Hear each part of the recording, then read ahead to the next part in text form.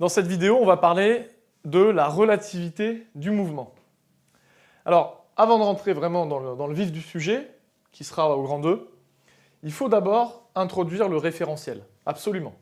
Pourquoi? Parce que le référentiel, c'est ce qui nous sert à étudier le mouvement d'un corps. Alors, avant de parler de relativité du mouvement, il faut déjà comprendre comment on va définir ce mouvement.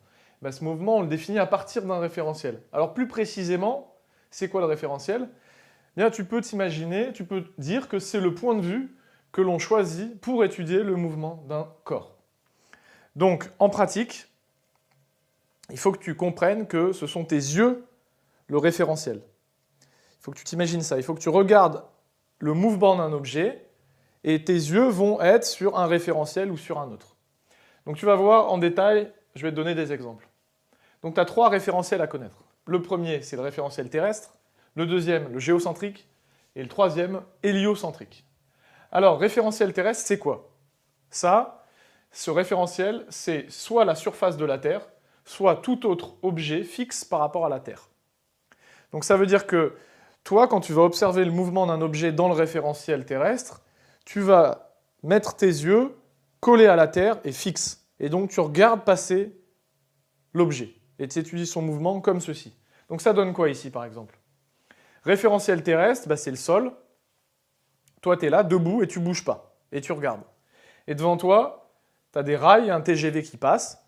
Et dans ce référentiel-là, tu vas voir le TGV passer. Donc là, par exemple, il est sur une ligne droite. Donc tu vas le voir faire une ligne droite. Donc son mouvement, ici, au TGV, dans le référentiel terrestre, c'est une ligne droite. Et il a une certaine vitesse, si c'est un TGV en pleine ligne droite, peut-être 300 km/h. D'accord? Donc ça, c'est ce que tu as vu dans le référentiel terrestre. Maintenant, deuxième référentiel, référentiel géocentrique. Cette fois-ci, tu vas imaginer que tes yeux, ils sont non plus sur la surface, mais ils sont au centre de la Terre. Donc, qu'est-ce que c'est le référentiel géocentrique? C'est un référentiel qui est défini, il est défini par le centre de la Terre et ses axes sont fixes. Ça veut dire que tes yeux, cette fois-ci, ils sont au centre de la Terre et ils ne bougent pas, parce que les axes sont fixes. Pour avoir des axes fixes, généralement, ce qu'on dit, c'est que les axes pointe vers des étoiles lointaines considérées comme fixes. Ça veut dire quoi? Ça veut dire que dans ce référentiel, tes yeux, ils vont regarder, et qu'est-ce qu'ils vont voir? Ben, par exemple, ils vont voir la surface de la Terre tourner. Parce que toi, tes axes sont fixes, mais la surface de la Terre, tu la vois tourner autour de toi. Donc ce fameux TGV là, qui était en ligne droite dans le référentiel terrestre, tes yeux, qu'est-ce qu'ils vont voir? Ben, ils vont le voir en haut, et ils vont le voir tourner autour de toi. Bon, s'il parcourt une longue distance, d'accord? Donc tu vois, c'est pas du tout le même mouvement, du coup. Et là, juste parce qu'on vient de changer de référentiel. Maintenant, il y a encore un autre référentiel que tu dois connaître, c'est le référentiel héliocentrique. Cette fois-ci, tes yeux, tu vas t'imaginer, parce que bien sûr c'est impossible, mais tu vas t'imaginer qu'ils sont au centre du Soleil. Parce que cette fois-ci, le référentiel héliocentrique, c'est défini par le centre du Soleil, et là encore, les axes sont fixes. Alors, pour t'en rappeler, hélios, c'est le soleil, centrique, centre. Donc, le repère, le centre du repère, du référentiel, héliocentrique, c'est le centre du soleil. Donc, tes yeux sont au centre du soleil, et pareil, les axes sont fixes, donc tu ne bouges pas et tu regardes. Donc, par exemple, si tu regardes, ben, tu vas voir la Terre qui est là, et tu vas la voir, là encore, tourner autour de toi, faire un cercle. Donc, dans le référentiel héliocentrique, la Terre tourne de manière circulaire autour du Soleil. Donc le référentiel héliocentrique, il est très pratique pour étudier justement le mouvement des planètes autour du Soleil, parce que tes yeux sont au niveau du Soleil. Le référentiel géocentrique, lui, il peut être pratique pour plusieurs choses. Tu peux, dans le référentiel géocentrique, comme tes yeux sont au centre de la Terre, bon, tu peux regarder la trajectoire du TGV, pourquoi pas, c'est un peu tiré par les cheveux, mais par exemple, tu pourrais regarder aussi le Soleil. Le Soleil, il est quelque part autour de toi, tu es fixe, bah, tu vas voir le Soleil tourner autour de toi. Tu sais qu'en réalité, c'est la Terre qui tourne autour du Soleil. Mais dans le référentiel géocentrique, bah, c'est le Soleil qui tourne autour de la Terre.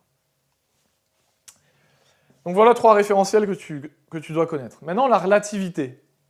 On rentre dans le cœur du sujet. Mais la relativité, en fait, on en a déjà parlé. Mais on va revenir sur le détail. Alors, il y a relativité de la vitesse et relativité de la trajectoire. Relativité, ça veut dire que une chose, une observation, dépend d'autre chose. Donc là, en fait, la vitesse d'un point en mouvement dépend du référentiel dans lequel on étudie ce mouvement. C'est vrai ou c'est faux, ça? Ben, reprenons l'exemple du train dans le référentiel géocentrique et terrestre. Référentiel terrestre, tu vois le train passer devant toi. Tes yeux sont au niveau du sol. Tu ne bouges pas.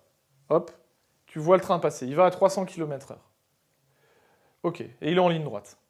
Donc vitesse 300 km/h. Ici, tes yeux sont au centre de la Terre.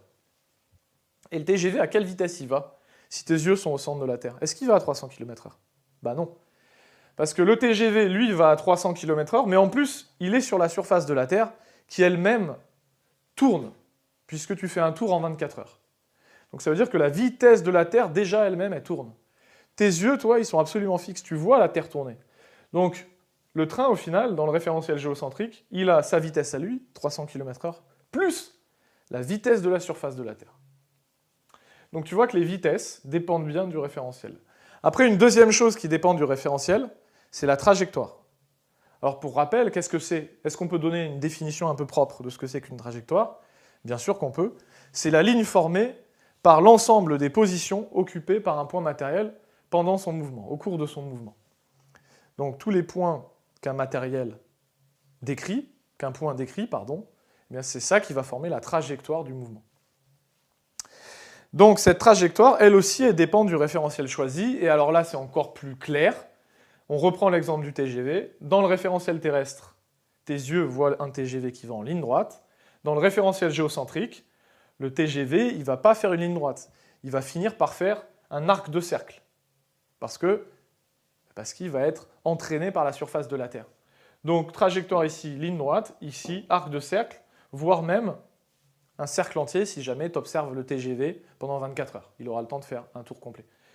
Donc, les trajectoires sont bien différentes. Donc dans cette vidéo, on a bien parlé de relativité du mouvement, c'est-à-dire à la fois la vitesse, dépend du référentiel, et la trajectoire, qui dépend du référentiel.